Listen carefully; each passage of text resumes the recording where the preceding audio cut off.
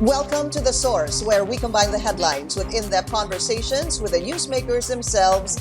I'm Pinky Webb. Today on the program, following the backlash on the Transportation Department's no beep card, no ride policy, President Rodrigo Duterte now wants these cards given for free.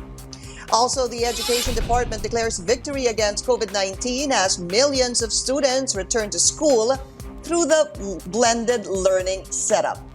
And amid slow internet, difficulty in delivery of modules, and no access to television or TV, the Education Department vows to address challenges confronting teachers, students, and parents in the new normal system of learning. Senate Basic Education Committee Chairman Gatchalian and Education Undersecretary and Spokesperson Annalyn Sevilla join us live.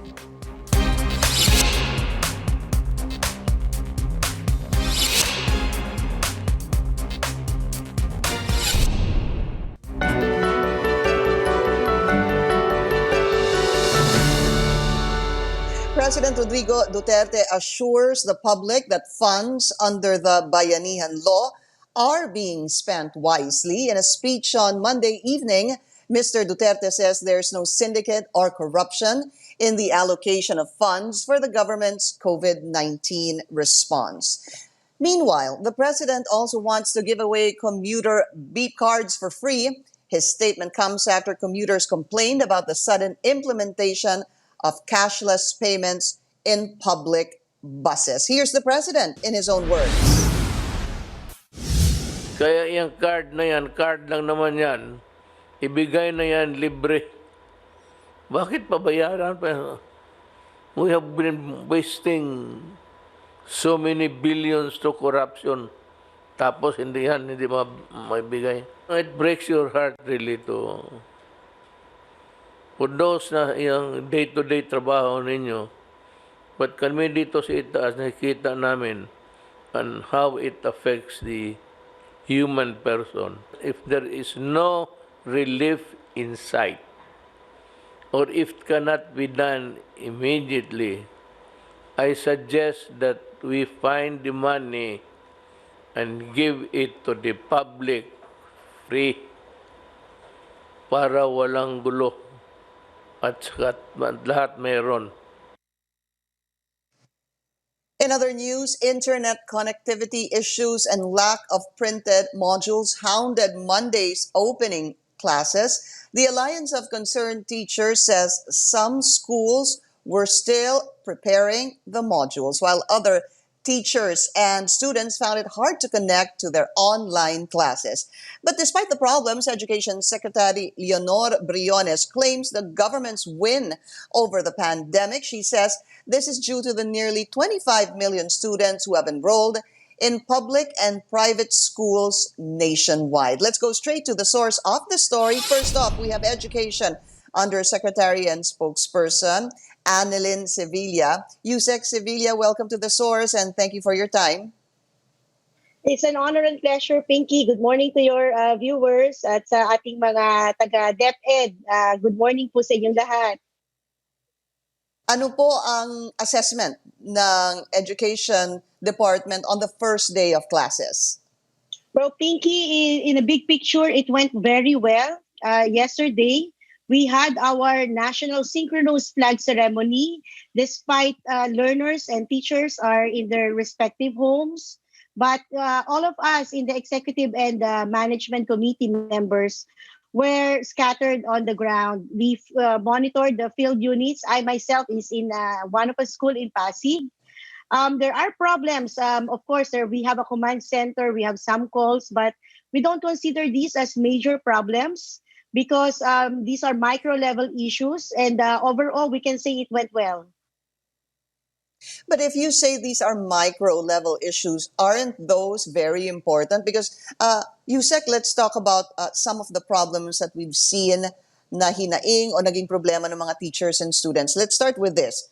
Of course, when you talk about blended learning, there are three modes, either online, modular, or TV and radio. Doon po sa online, ang dami pong naging problema in terms of, number one, wag na tayo dun sa walang internet dahil nga online learning po ito. Slow internet, putol-putol na internet, Eh, paano ho yun? There was a teacher na online po yung kanyang klase and then she realized after a while that hindi na pala siya naririnig ng kanyang mga estudyante. Yes, Pinky. Yeah, we do recognize, and we just said minor, but we're saying that we're also resolving this, but it's not DepEd who will do it alone. Imagine internet problem is not just the problem in the Philippines; it's also a problem in the entire global community as well. But we're saying also that internet connection is one major factor in education. But right now, we're adopting a blended learning approach. And in the blended learning approach, we are already prepared with the modules. So anytime that there will be problem, I'm talking about public school, Pinky, because maybe in private school, they have the very strict all online learning platform, and that would really Opo. require a very strong internet communication. But I'm speaking of the public basic education.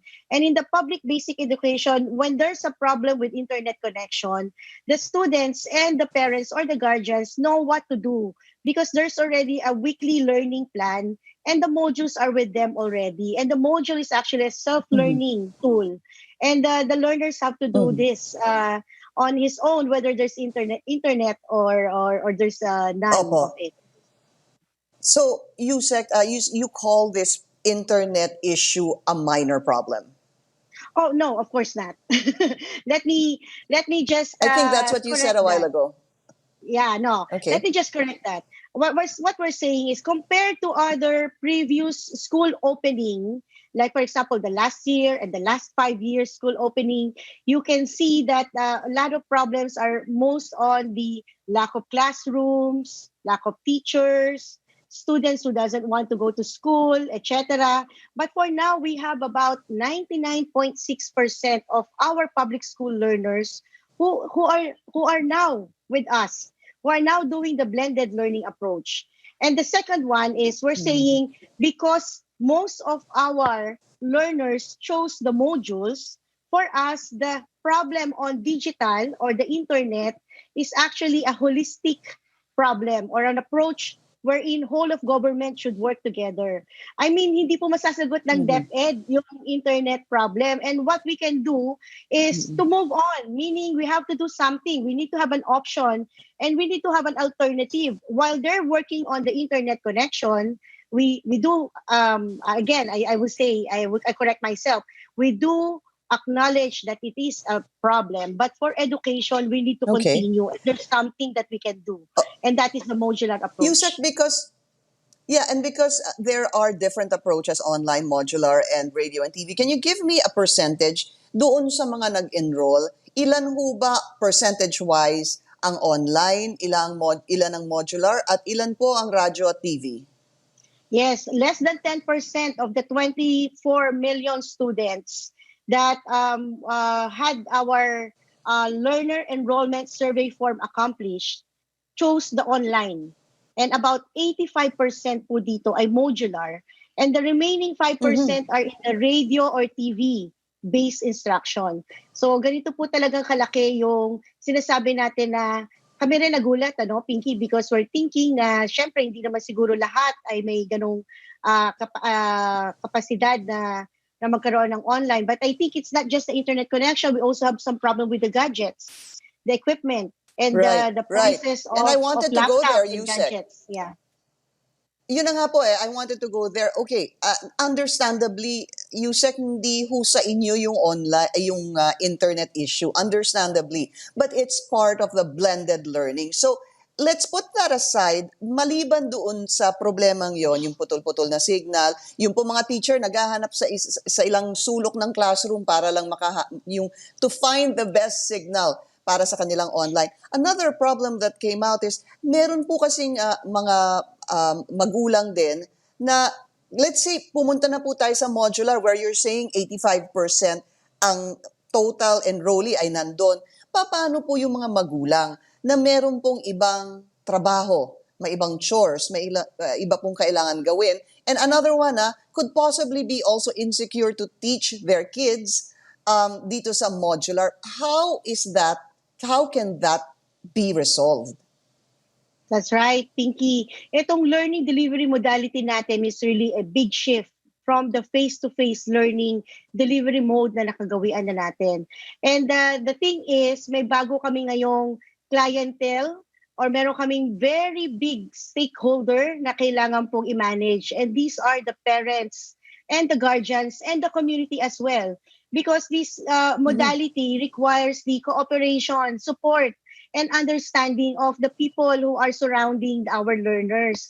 So nagkaroon tayo ng orientation, briefing to the parents and the guardians. It happened between yung pong, if you will remember, we're supposed to open in August 24 and it was suspended. So from August 24 up to October 5, and we have to still do it, yung ganitong orientation and briefing to the parents and guardians. Pinky, ang pinakamaganda na naging findings natin, well, I'm not saying pinakamaganda rin, siguro that's not the right word, but maybe a realization is that mas marami ang na-stress na parents and guardians in this new mode than the learners. The learners, I think, are excited. And they're really waiting for this. They miss their classmates, they miss their teachers.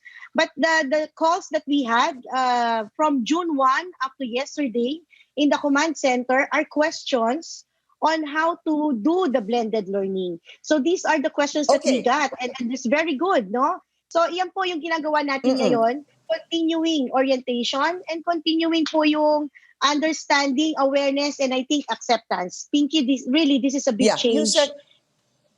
Right. We understand that absolutely. Nobody expected this to happen, this pandemic. Ano po. However, in relation to what I was raising, that concern I was raising, here's a comment on Facebook from our Facebook page. Janine Avellino is saying, a very exhausting task for me as parent, doing household chores while answering so many questions from my daughters, hoping it won't take too long. Yan po ang kanyang naging comment. So, I'll move on to the modular pa rin po, no? I mean, in relation to that, given that the opening of classes was already delayed for about, I would say, a month and a half, ano po, Yusek, bakit po hanggang ngayon, meron pa ring modules na hindi pa rin nakakarating sa mga teachers o sa mga magulang?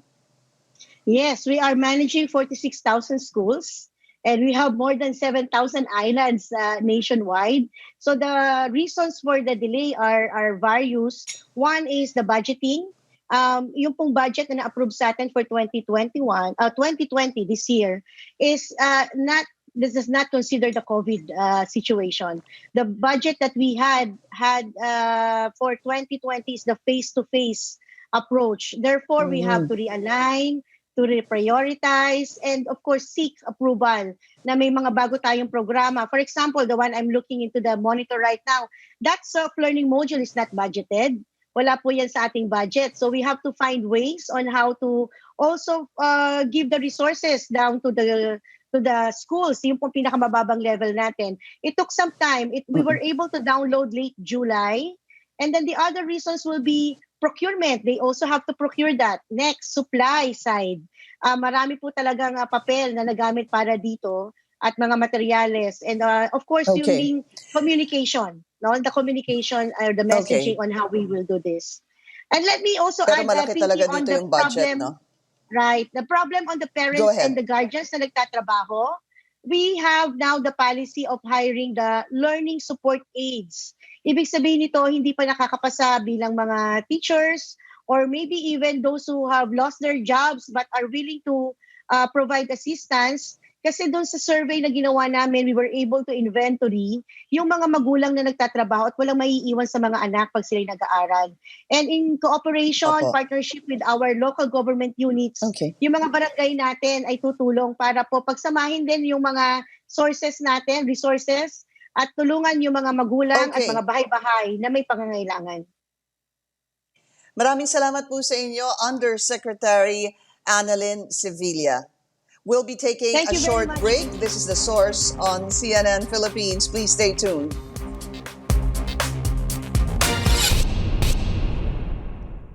You're watching The Source on CNN Philippines. Our guest today, Senator Gatchalian. Senator, I'm going to ask you the first question already. You were in Valenzuela yesterday to check on the city's blended learning. What were your initial thoughts on the first day of classes?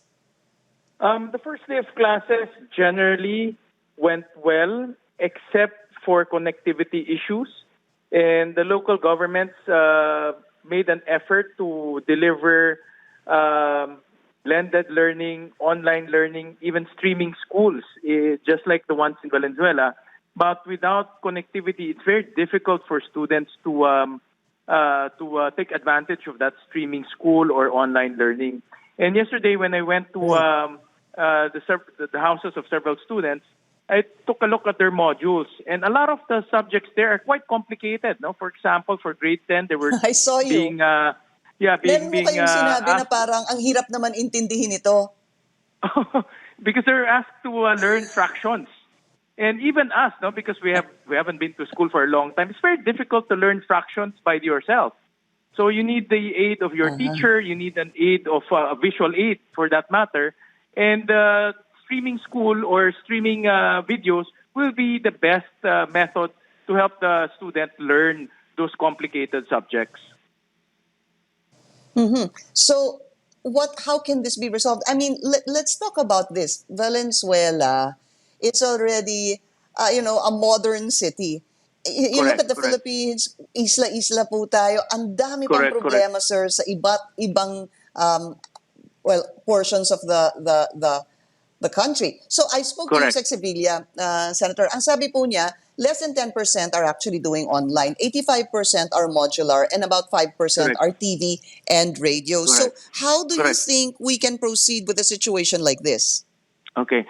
The most basic methodology is using the modules, the self-learning modules. The modules is designed for students to learn by themselves. With the aid of teachers, then it will improve the learning of the students. But then again, I took a look at the modules.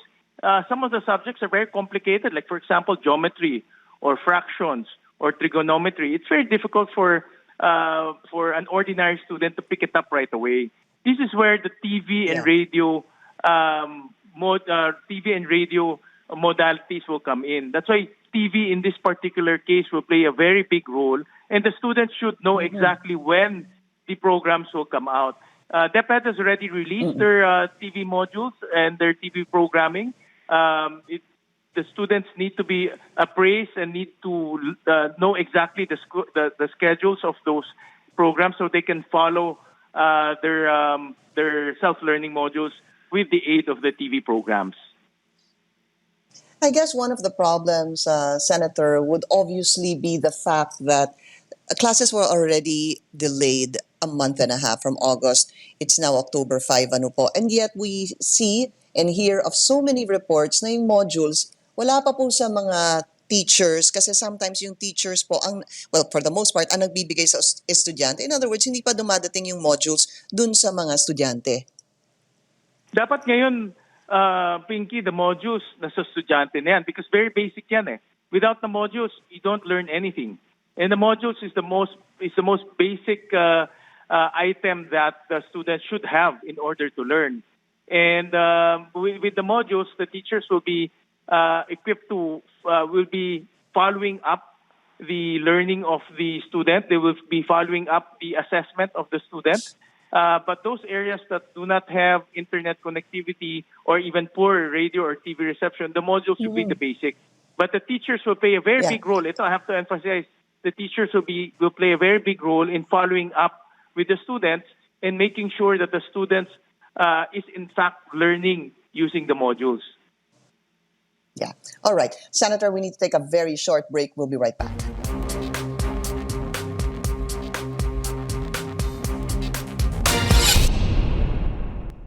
Senator, I have time for one last question. Any plans in the Senate to improve this kind of setup? In the short term, Pinky, we need to improve connectivity, and we have to make sure there is funds to print more modules and make sure that the modules arrive to the students on time. So these are the short-term solutions that we need to employ in order for learning to continue. But in the long run, we need to implement blended learning and online learning as a normal part of the education system. Because pandemics like this can really hamper and disrupt education. And online is the best way to continue learning.